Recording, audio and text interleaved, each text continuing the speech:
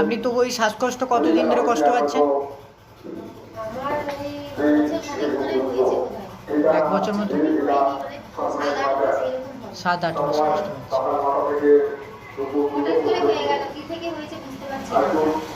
আগে কোনো কিছু ছিল না? এখন একবার যে ওষুধ খেলেন বুকটা যে পরিমাণ ধড়ফড় করতো তার থেকে কমেছে? কমেছে।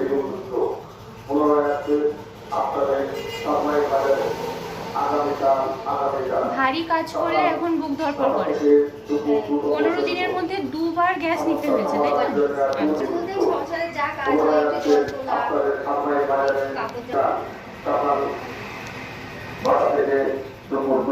সকাল 9টা থেকে দুপুর 2টো, ব্যবসায় লস, বিবাহে বাধা।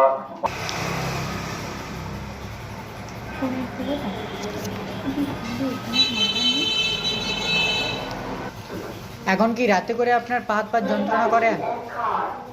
সেসব কিছু নেই।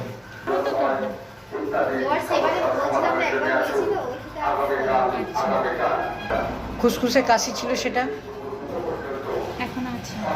কাশি বলতে যখন একটু শ্বাসের প্রবলেম হয় তখন কাশি।